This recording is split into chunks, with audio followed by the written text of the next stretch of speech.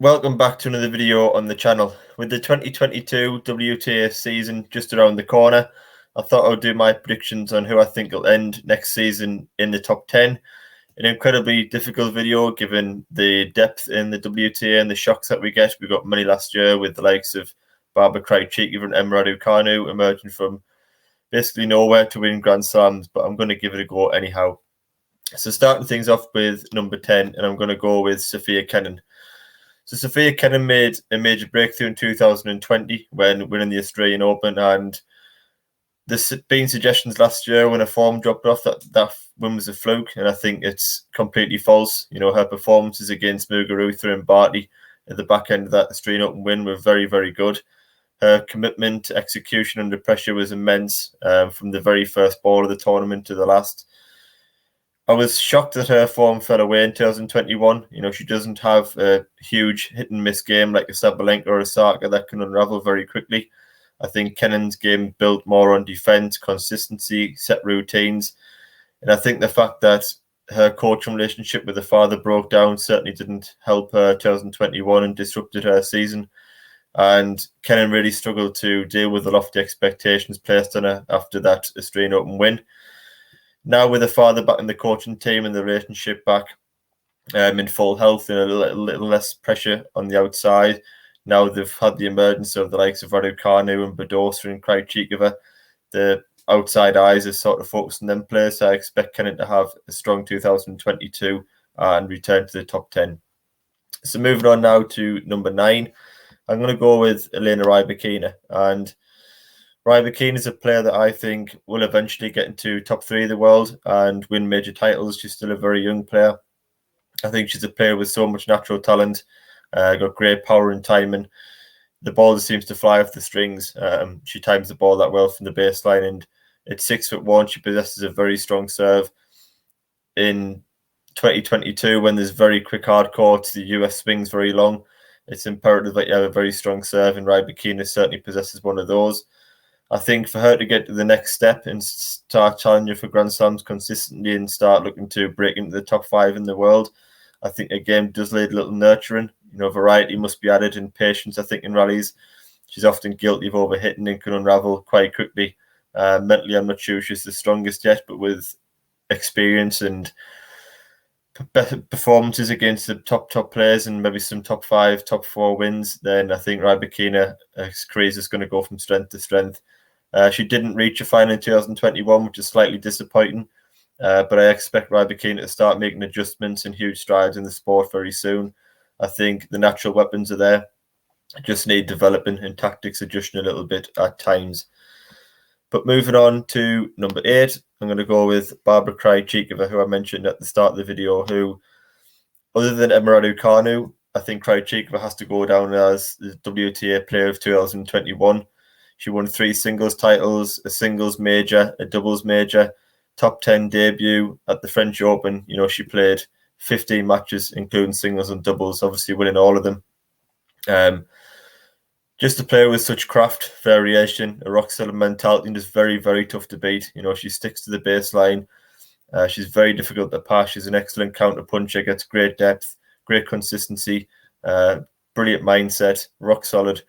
And, she didn't stop there, winning a title at a home event in Prague before claiming the gold medal in Tokyo doubles as well. And I think one thing about Krejcikova as well, why she's been a great addition to the top 10 is after that French Open win, being a Czech, she spoke beautifully about Jana Novotná in her winner's speech at Roland Garros. And, certainly has some of Novotna's qualities. I don't think Krejcikova will be going anywhere soon. I think she's going to hang around for a long, long time. Just as I said, such a quality baseline, excellent defense, bags of variety, and has the all-important major win experience now, which is going to stand in very good stead going into 2022. Then moving on to further up the rankings at number 7, I'm going to go with the Spaniard Paula Badosa. And I was reading earlier that Badosa actually had to wait until 2020 Australian Open for a main draw into a Grand Slam and was ranked outside the world's top 100. So her rise to where she is now has been quite a remarkable and quick one. She was a real clay court specialist, winner maiden title in Serbia early this year before reaching the quarterfinals at the French Open, what was a very good clay court season for her. However, Badosa proved a lot of people wrong in the game, that she's so much more than just a clay courter. Winning Indian Wells in superb style, beating Azarenka in what was a third and final, getting to the top 10 in her career for the very first time, and qualify for the WTA finals for the first time as well. And she's often been compared to Sharapova throughout her career, and I think that naturally does bring outside pressures, but I warranted, given her quality on the clay, her aggressive game style, the glamour, similar celebration traits as well. And again, like Krejcikova, I think she's been a great addition to the top 10 in 2021. And she's another player that carries huge momentum going into next year, and you expect very big things, maybe starting at the Australian Open. Now I'm going to move on to one of my favourite players in WTA, who is Maria Sakkari. And I think Sakkari had a successful 2021. She finally delivered on what she's been promising for a few years. Didn't quite get over the finishing line with Grand Slams, but she's getting closer. She's getting more consistent. And she's coming into the prime of her career now. In her late 20s, I think, Sakkari could come into her own, perhaps pick up a Grand Slam title. It would be nice to see her win one. She defeated Naomi Osaka in the early stages of 2021 before beating Iga Swiatek at the French Open, ending her 11-match winning streak. And I think those two wins give her real confidence and belief that she could win the big prize in 2021, because I'm not sure she's had the strongest mentality over the years in terms of belief and confidence of whether she can pick up Grand Slams, but I think that has changed now. I think you can see that in her performances and the way she steps out on court. Despite reaching many quarterfinals and semi-finals last year, Sakkari wasn't quite able to find her best in those career-defining matches. The semi-final defeat at the US Open to Emma Raducanu was disappointing for her.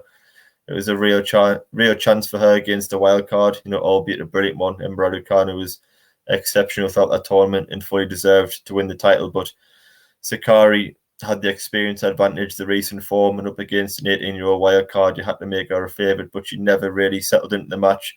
Raducanu cruised into the final, bossed all the big moments, and it was an opportunity missed for Sakkari. It's not very often that you're facing a wild card in a semi-final of a Grand Slam. And Sakkari, as I said, never really settled into that match, didn't handle being the favourite, and Raducanu raced to the final, which she obviously won. One thing about Sakkari, she's got that natural fitness and strength. You can see in the photo there how strong she is, and alongside a power pack game against, it almost confirms Sakkari is a real threat in every single tournament. So I expect her to be around quarterfinals and semi-finals next year. And if she can use last year's learning experience to just perform better in the big matches, then perhaps she can go one step further. Now, moving on to the top 5. And I'm going to start off with Iga Swiatek. And, Swiatek's already a brilliant champion. The fact that she's only 20-year-old means her potential is off the charts. It's insane to think where she could get to in the sport and what she could achieve in tennis. To win a major without dropping a single set is very rare. To do that at 19-year-old is insanely good. She's recently spoken in interviews about struggling under pressure in 2021, and next year she wants to relax a little bit more. I think the aura of being a champion, which is completely understandable, and I think players themselves and media put too much pressure on young players.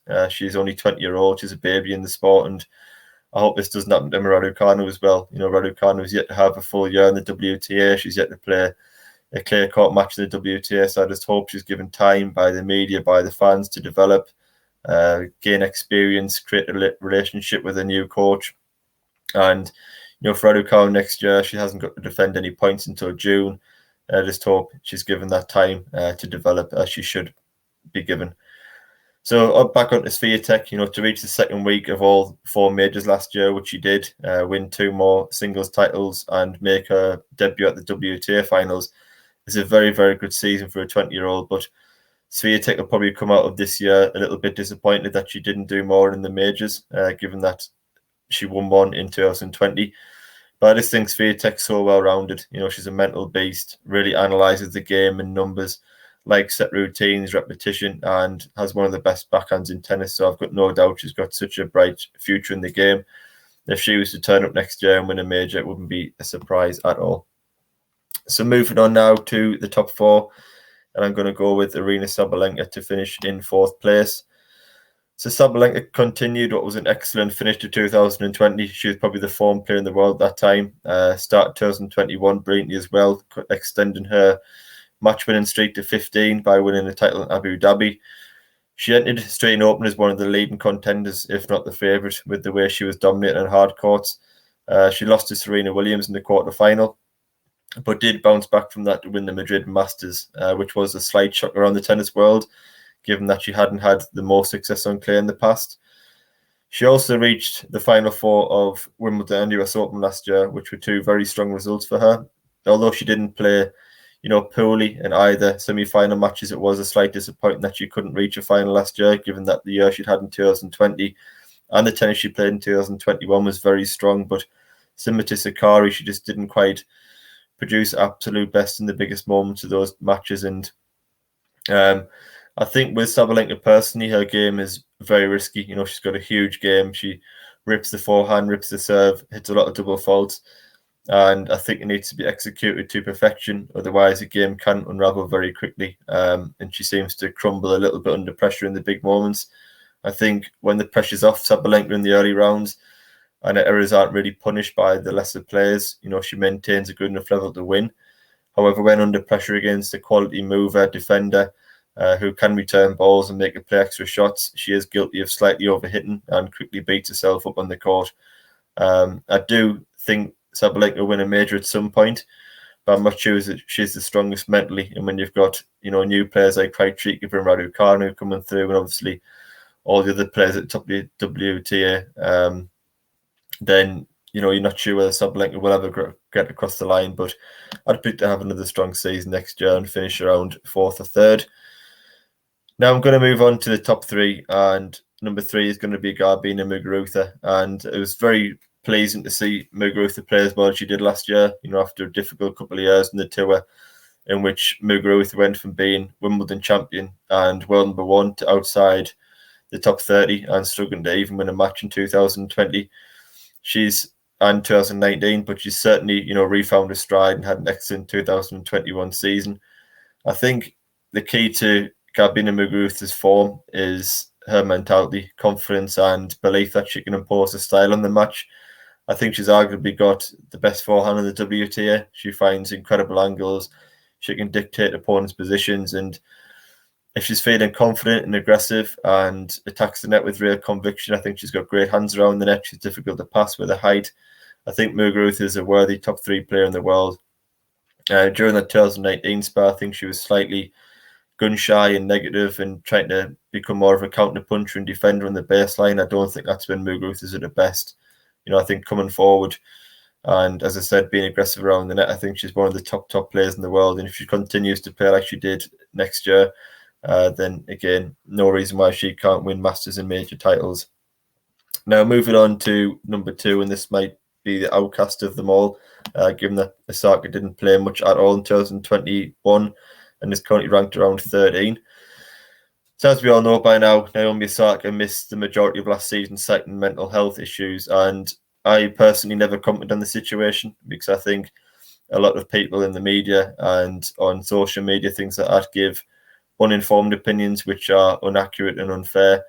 I think it's a case of it doesn't matter how successful, rich or famous that you are, anyone can suffer from mental health issues. And I think sometimes people forget that people at the very top of sport or entertainment are human beings and can have mental health difficulties. And I think if you're a genuine tennis fan, that you're happy that Osaka's back, smiling, healthy and ready to compete, because I think she's an amazing athlete, a great ambassador for our sport and a serial winner. You can see the stats there on the screen that she's won just 7 career titles, but 4 majors, and she performs on the biggest stage and is absolutely ruthless, particularly on a hard court. And I think when Osaka's relaxed and focused, she's all but unstoppable. We've seen that throughout her career, that if she turns up at the Australian Open, US Open, and is fully focused on tennis, playing her best, then she destroys pretty much anybody in the world with her power, the return, the serve, the movement. She's an outstanding young player, and with Osaka, when she's emotional and down on herself, she does unravel quite quickly. But me personally, I can't wait to see her back. As I said, I think she's brilliant for the game. To see that photo of practicing in Melbourne with the big smile on her face was very nice to see. So hopefully she's happy, healthy and ready to go. And I think if Osaka's, somewhere near her best, she could quite easily pick up US Open, Australian Open titles and really challenge for all the Masters titles as well, particularly in the US swing. Now, number one, you can probably predict, and I'm going to stick with the Australian Ashleigh Barty. So I think Ashleigh Barty is the best women's player in the world. Not by a million miles. I think Osaka and Muguruza can push it very close. But if you consider consistency, variety, shot selection, performances and results across the different surfaces, I think Barty has to be number one, particularly over the past 2 or 3 years.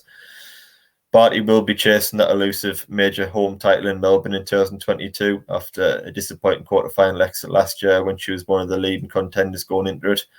But she soon recovered. She defended her Miami Open title.